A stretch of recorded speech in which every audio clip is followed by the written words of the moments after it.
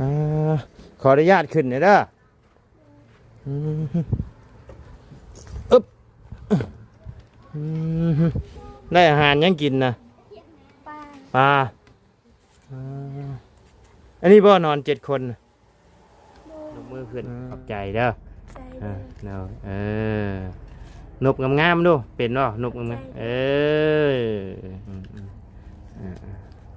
สามีแต่ละว่ากลับก่อนเด้อบัดนี้เด้ออยู่ดีมีแห้งเนาะมื้อหน้ามื้อในสิมาเยี่ยมใหม่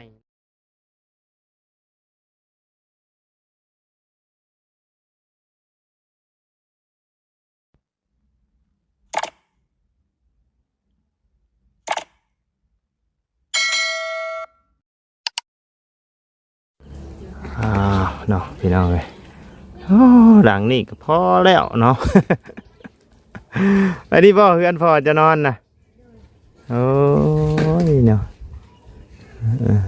เอากันเดินกระกาศทักทายสบายดีเด้อเนาะพ่อแม่พี่น้อง FC เบิร์ดจะขู่สู่คนเนาะมาไว้สู่ในและต่างประเทศก็ยินดีต้อนรับเข้าสู่ช่องบ่ไล่คือเก่าพี่น้องเลยคิดว่าเป็นเพื่อนน้องเพื่อนผู้นี้ ใจเพื่อนเจ้าได้ค่ะสบายดีเด้อสบายดีเฮ็ดนั่นไดได้นั่นแต่ว่าบ่แม่นบ่เฮือนเจ้าดังนี่ใช้เฮือนเจ้าได้ค่ะไก่บ่พาระบ่าวมือเบิ่งได้บ่ได้อยู่กันจักคน7 คนพ่ออยู่กับไผแน่น้องจักคนน้อง4 คนบ่น้อง5 คน6ทั้งเจ้า7 8พูดแล้วใช่8 คนเฮือนซ้ำได้เฮือนจ้ะน่ะซ้ำหลังนี่นอนอยู่หม่องเดียวกันเบิดเลยไปนอนกับโมส่วนหลายทั้งนี้เพิ่นสินอนน้ำโมพี่น้องเพราะว่ามันหลายคนโพดเนาะบ้าวดังๆเด้อระบ้าวลืมถือไม้มา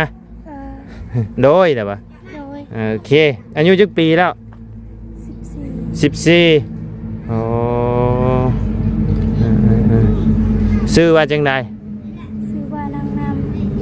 นางน้ำน้องน้ำเนาะชื่อน้องน้ำอายุ14 ปีพี่น้องเลย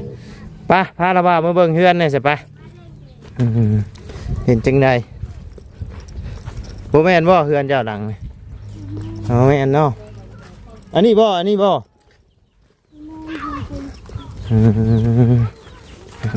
ไปเบิ่งน้ำกันพี่น้องเลยเป็นจังใดเนาะเคยมีคนมาถ่ายบ่เคยเนาะ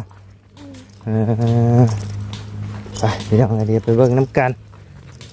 ว่าเฮือนเพิ่นสิซ้ำใดเนาะหนังใหญ่ซ้ำใด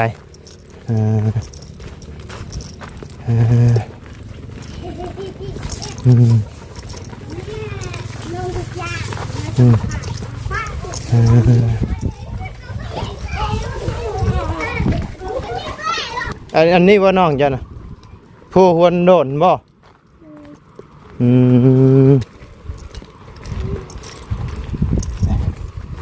ไปเบิ่งน้ำกันพี่น้องเป็นในใดเฮือนล่ะตังใหญ่ๆนี่บ่ฮะ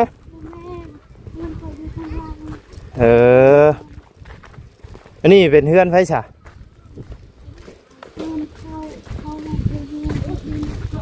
เฮือนเพิ่นให้เจ้าอยู่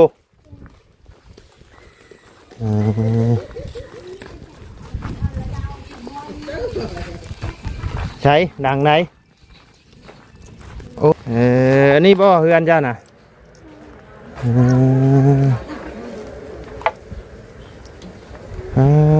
ขออนุญาตขึ้นหน่อยเด้อ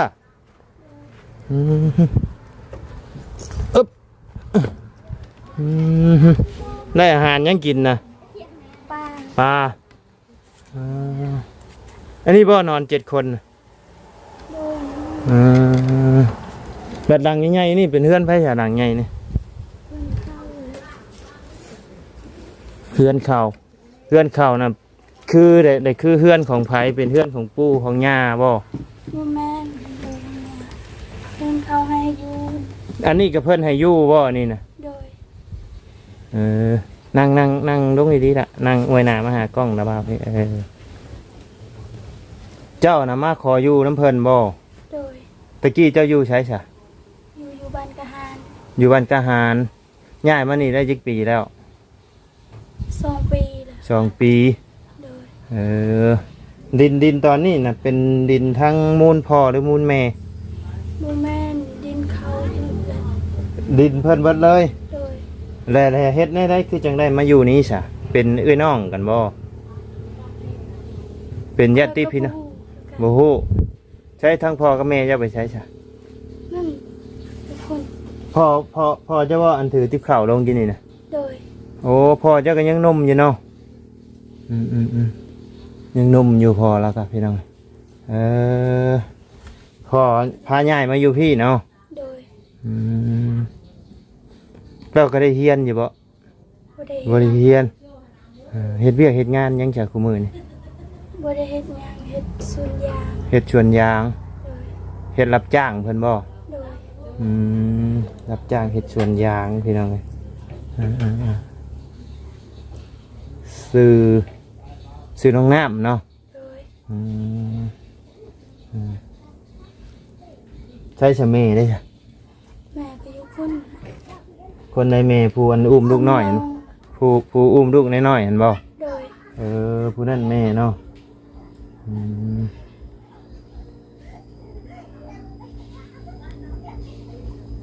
เจ้าบ่ฮู้เลยอันดังใหญ่นี่บ่แม่นเฮือนปู่บ่แม่นเฮือนพ่อเฒ่าบ่คือจังได้มาอยู่นี้ซะเจ้าเอิ้นเพิ่นว่าแนวใดซะนี่นะเจ้าเอิ้นเพิ่นแนวใดเอิ้นผู้อยู่เฮือนหลังใหญ่นี่คือเอิ้นปู่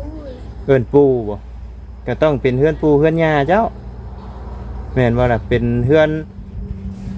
พ่อของพ่อเจ้าแม่นบ่ปู่คอยตายแล้วฮะปู่คอยตายแล้วพ่อเจ้านะปู่เจ้าน่ะตายแล้วแต่ว่าดินน่ะเป็นดินของปู่เจ้าแม่นบ่เข้าใจได้พี่น้องคือทั้งพ่อเจ้านี่เอาเมียแหละพาเมียมาอยู่บ้านตัวเองแม่นบ่อันนี้น่ะเป็นบ้านของพ่อเจ้าบ่นี่นะบ่แม่นบ้านพ่อไว้บ้านเขาแหละพ่อจะอยู่บ้านไหนจ้ะอยู่บ้านกะหารแม่ได้จ้ะแม่คอยก็อยู่บ้านนั่นอยู่บ้านกะหารคือกันโอ้คือในใดเด้นี่เนาะ งงเลยจังไหนก็ยาเนาะนี่แหละเฮือนชาญลานแป้นเพิ่นพี่น้องเลยบ่แม่นเฮือนไผ่บ่แม่นบ่แม่นเฮือนไผ่นอนอยู่นี่เนาะได้มีมุ้งอยู่พี่น้องมีมุ้งจุไผ่ไว้มันบ่ฮ้อนเป็นง่ายบ่ยามนอนนี่ฮ้อนแต่มานั่งอยู่นี่ก็ยังฮ้อนเลยเนาะเคยไปเฮ็ดเวียกเฮ็ดงานอยู่ตลาดดงเชโปนอยู่บ่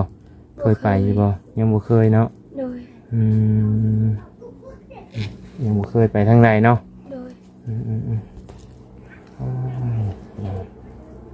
หลังจากที่ออกจากเฮือนน้องเงินเพิ่นพี่น้องเลยอันนั้นก็เคยเห็นน้องเพิ่นอยู่เฮือนน้องเลี้ยงรู้จักน้องเลี้ยงอยู่บ่น้องเลี้ยงน้องเจดีน้องเจดีรู้จักน้องเจดีได้ฮู้บ่น้องเลี้ยงเลยน้องเลี้ยงก็บ่ฮู้น้องจริงๆเด้บัดคือว่าแล้วเนาะอยู่บ้านเดียวกันกับน้องเงินเราอยู่บ้านกระรับนี่ได้บ่ฮู้จะเคยไปอยู่บ่บ่เคยเนาะแสดงว่าใหญ่มายังบ่เคยไปใส่เลยนี่เนาะอยู่แต่นี้พ่อแม่พาแต่กี้เจ้าก็อยู่บ้านกะหารพุ่นบ่แต่พ่อแม่พาย้ายมาอยู่นี่ได้2 ปี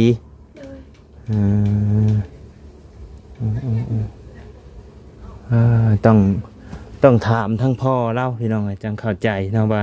เราย้ายมาอยู่นี่อยู่ดินไผ่อยู่น้ำไผ่มาอาศัยอยู่น้ำไผ่หั่นนะมันจังสิได้เข้าใจพี่น้อง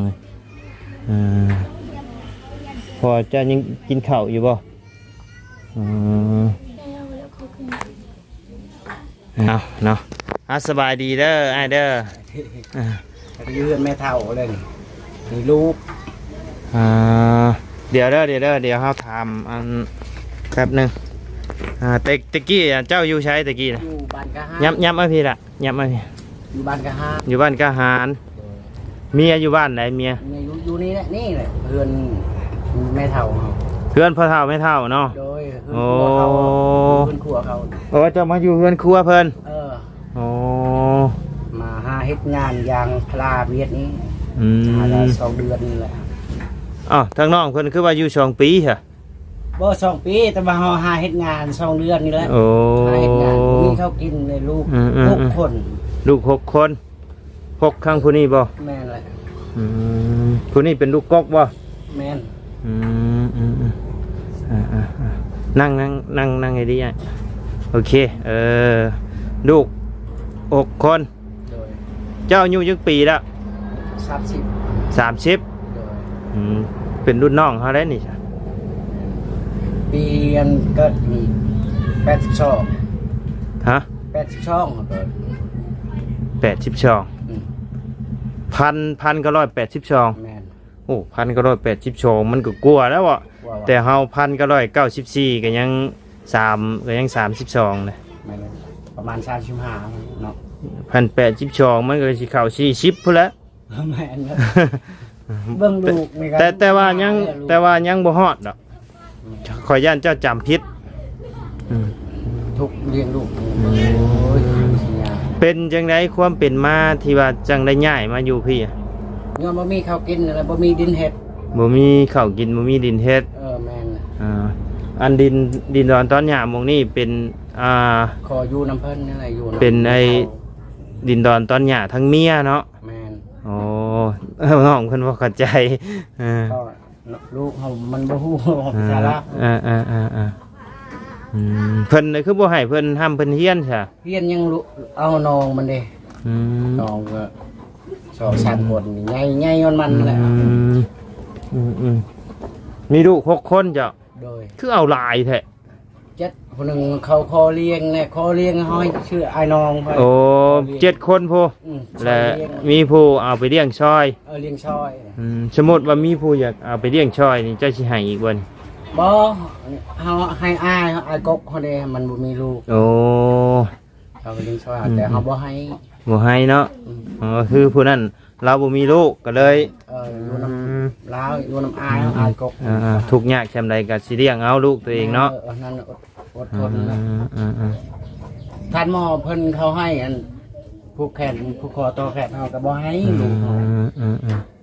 ก็แม่นเฮาสิขายลูก โอ้ย ทุกข์กระทกและทุกข์ อิหยังน่ะอันนี้บ่น้องจ้ะน่ะ แม่อันนี้ก็ลูก อันนี้ก็ลูก ผู้ที่สอง ผู้ที่สอง โดย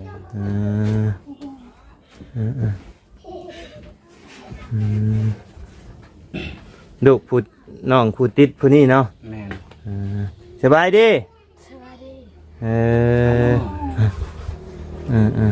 นี่ก็ลูกเฮานี่ผู้อยู่ในรถนี่ ลูกหลาย เด็ก พอดี อยู่ หัว 3คนนั้นอยู่แม่มัน อันหัวโลดๆเล่นๆนี่ก็แม่นเบิดบ่ แม่นนะ ลูกเฮาเห็น บ่ไรไทยเห็นเด็กน้อยได้บ่หลายพี่น้องครับเจ้าน่ะเป็นคนบ้านกาหารเจ้าเนาะ แม่น คนกาหารนี่คนลาวเทิงบ่ ดาวเทิงเขาแหละ อืม ตะกี้เขาสัมภาษณ์คือกันและอยู่กับหาเฮาอยู่ เจ้านะ โดย ถามน้องเพิ่นว่าบ่เคยมีคนมาสัมภาษณ์เพิ่น สัมภาษณ์แล้วอยู่นั่นเขาเฮาก็ ชื่อหยัง ฮัก ชื่อฮัก แม่น คนทางใดเราน่ะ เฮาคนผักเทิงนั่นแหละ เราหั่นนะเราผู้ที่มาถ่ายเราคนทางใด คนแถวนั้นนะเฮาก็บ่ฮู้คือกันจักเบาเตียงเบาหยังเขาไป อ๋อเขาบ่เตียงบ่ แม่นแหละ โอ้บ่เตียงกับทีมงานเดียวกันกับเฮานะเขาบ่เตียง จักเข้าไปหาบ่จักแล้วหั่นเฮาก็มาย่าอยู่พี่แล้วย้ายมาอยู่พี่ได้2 ปีแล้วเนาะ เพื่อนจักอยู่นั่นก็บ่มีโอ้ยช้ำคอกแบ่ 6 คนนอนก็บ่ได้ครับตีงบ่ได้เลยนี่ก็ยังไงเพื่อนครัวไม่เท่านั่นแหละ น้อย มาขออยู่น้ำไม่เท่าวันนี้เนาะเออ อยากเฮ็ดก็อยากชื่ออยากใช้ชื่อยังบ่ได้เงิน โดยเออแต่ว่าเจ้านี่คือนอนอยู่นี้บ่ นอนเฮือนหมู่ นอนเฮือนโม เฮือนเขา เฮือนน้องเงินเพิ่นบ่ นี่เฮือนเขานี่เฮือนแปลนหลังใหญ่ๆอยู่ เออ หมู่มัน ไปนอนน้ำโมเนาะข้าวน้ำได้ค่ะกินอยู่จังไดนี่น่ะ ก็หาเฮ็ดงานนี่แหละ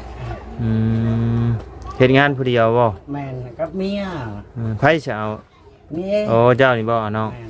นั่นบ่ได้เข้าโรงเรียนเลยผู้นี้ก็หาปลูกไม่วิกเข้านั่น โอ้ มีคำนี่แหละมือ แสดงว่าลูกเจ้า5 คนนี่บ่ได้เข้าโรงเรียนเบิดบ่ บ่เขาเลยป.2 ป.3มันก็ออก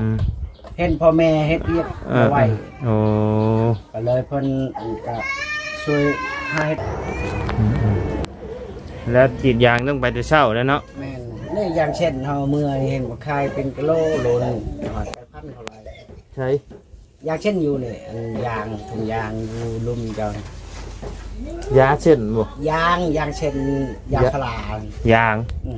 ยางย่อยอยู่นั่นลีดนั่นเด้ครับ อ๋อแล้วเพิ่นบ่เอาบ่ บ่เขาเอาตะหักคายตะหักตัวนี้ เฮาเอามาเพิ่นบ่ให้บ่ใช่ ให้ใช่เฮาเฮ็ดงานเขาเด้เฮา เออ กรีดยางเอายางแล้วไปเฮ็ดบ่ขุตรงนั้นก็มี เออ แล้วก็ยางค้างอยู่ในกกมันก็ยางแบบยางย่อยนะ โอ้ ยางเสีย แล้วเฮาเก็บเอา เก็บเอาคายโล 8,000 โล 8,000 นั่นแหละจึงได้กินข้าว โดย ชื่อข้าวเจ้า ชื่อข้าวเจ้าเอา นี่ อืมชื่อข้าว 250,000เงินนี่เท่านี้ โอ้เอามาทูงเอา เออ เอ กิน อ ข้าวเหนียวคอนไม่เท่าบุญ เออโอ้ข้าวก็เป็นตะแคงแท้เนาะ แค่ ข้าวเย็นเด้น่ะ บริเย็นแหละเขาบานนี่ โอ้กินได้บ่เจ้ากินนี่บ่กินนี่ เอากินนี่แหละ ว้า เขาข้อเฮืออันนั้นไม่เท่าเขาเลยเท่า มันคือแข็งพงกุนๆแท้ แข่งอันนี้ อืม ไม่เท่าคอน้ำเขา กินน้ำบ่ได้ดอกเขานี่แข็งครับ ยังทันนั้น โอเคใช่เฮาเดี๋ยวเฮาคุยกับน้องเพิ่นก่อนหน่อยหนึงเนาะคุยกับน้องเพิ่นก่อนเนาะอวยหน้ามาพี่เจ้ายังบ่เคยมีไผมาสัมภาษณ์บ่ โดย แต่ว่าทั้งพ่อเจ้ามีคนเคยเข้าหาอยู่เนาะ คอยบ่ฮู้ เจ้าบ่ฮู้เจ้าเห็นนะว่าอะไรเจ้าย่านนี่บ่ คอยบ่ย่าน บ่ย่านเนาะแต่เคยเบิ่งเคยเห็นในคลิปในหยังอยู่บ่ เคยแหละ เคยเห็นอยู่บ่ละบ่าว คอยบ่เคยแหละคอยเห็นแต่เบา เจ้าเห็นบ่าวหยัง โอเตียง เตียงบ่าวลี่บ่บ่าวลี่เคยเห็นบ่ เคยแหละเขาสัมภาษณ์มันสัมภาษณ์เฮา สัมภาษณ์ไผ ซึ่งสัมภาษณ์เขาแหละ แล้วบ่าวชื่อบ่าวไล่เด้อเป็นจังไดลำบากบ่การใช้ชีวิตแต่ละมื้อละเว้นน่ะ ลำบาก แบบหมูได้กินนั่นกินนี่ก็ได้กินน้ำหมูอยู่บ่ บ่ได้ หมูได้กินขนมก็ได้กินน้ำหมูอยู่บ่ บ่ได้กิน บ่ได้กินเนาะ โดย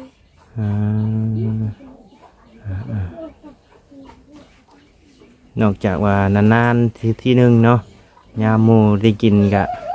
กลืนน้ำลายน้ำหมูแหละพี่น้องเข้าใจจะได้บ่อะไรในหัวอกนี่แต่ยังน้อยก็โอ้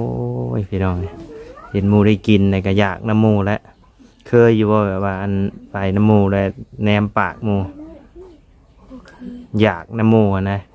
เคยอยู่บ่อยากน้ำหมูแต่กับบ่กล้าคอกินนะ บ่เคย บ่เคยเนาะแล้วมาพอบ่ได้เอาเงินไปให้บ่ซื้อข้าวซื้อขนมกิน ให้เลยให้แล้วก็คอยบ่เอา เอาให้แล้วจะบ่ ซื้อข้าว เอาไว้ซื้อข้าว โดย อยากก็อดเอา โดย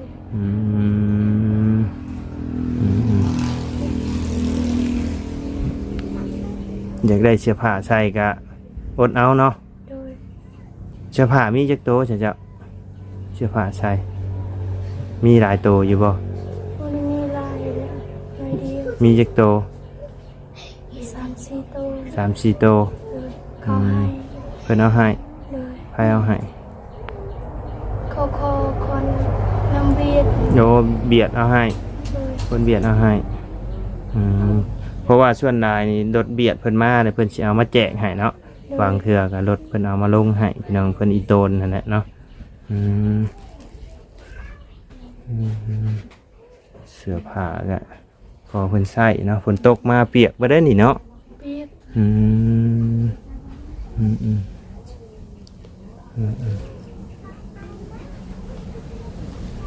อยู่เอาแต่น้องบ่ได้ไปข้างในเนาะพ่อแม่ไปเวียกคือว่าแล้วเพิ่นก็ยังน้อยๆหนึงพี่น้อง14บ่ เลย 14 ปีฮอดอยู่บ่14คือยังน้อยๆนะจะว่าน้อยก็น้องจะดีอีกบ่จัก บ่รู้มันสิ บ่ฮู้ใช่เนาะ เลย ยังบ่ได้ฮู้อันแบบว่าแต่งหน้าแต่งตาซ้ำน้องใจดีซ้ำได้พี่น้องเอ้ยน้องใจดีฮู้จักแต่งฮู้จักนั่นน่ะได้นี่ยังบ่ฮู้หยังอันนี้เนาะ เลย เอาจังใดก็สู้ๆเด้อล่ะเด้อ เลย เนาะความฝันนี่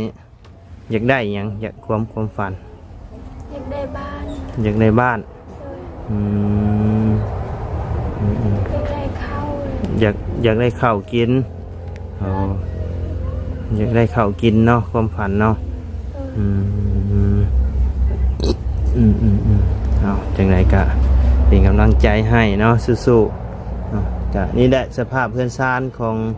น้องน้ำเพื่อนพี่น้องเลยกะเป็นตาดิโตนโยเนาะถือว่าอนาถาอีกครอบครัวหนึ่งมาขออาศัยอยู่น้ำพ่อเฒ่าไม่เฒ่า เลย ถามน้องเพื่อนบ่เข้าใจพี่น้องเลยอาศัยอยู่น้ำพ่อเฒ่าไม่เฒ่าเอามีแต่ว่าทั้งละว่าวกลับปะกันเด้อบัดนี้เด้อมื้อหน้ามื้อในละว่าวสิมาเยี่ยมยามใหม่เนาะ เลย มีเงินอยู่บ่นี่เนาะเอาเงินให้เพิ่นไปซื้อขนมกินก่อนคันละว่าวเอาเงินให้นี่เจ้าสิเฮ็ดหยังเจ้าสิเอาไปซื้อหยัง ซื้อข้าว สิซื้อข้าว เลย มันสิพออยู่บ่ละว่าวมีแต่50,000นี่ พ่อ เพิ่นซื้อขายกิโลเท่าไหร่ โล15 โล เลย 15ก็ได้อยู่2โลได้อยู่2-3 โลเนาะ เลย ได้อยู่3 โลพี่น้องเอาทางละว่าวก็เจ้าสิเอาไปเฮ็ดหยังก็แล้วแต่เจ้าเด้อละว่าวเอาให้แล้วอยากซื้อขนมกินก็ซื้อละว่าวให้50,000เด้อเลย นบมือขึ้นขอบใจเด้อ ใจ เนาะนบงามๆดูเป็นเนาะนบงามสามีแต่ละว่าวกลับก่อนเด้อบัดนี้เด้ออยู่ดีมีแห้งเนาะมื้อหน้ามื้อในสิมาเยี่ยมใหม่เนาะน้องน้ำเพิ่นพี่น้องเอ้ยไปสบายดีเด้อ สบายดีเด้อ ไปพี่น้องเอ้ยสำหรับคลิปนี้ทางวาไลก็จะได้ขอจบคลิปพี่คลิปลงไว้เพียงสำนี้กันเด้อพี่น้องเด้อพบเจอกันคลิปหน้าเนาะสำหรับคลิปนี้ลำลาแล้วพี่น้องสบายดีเด้อเนาะ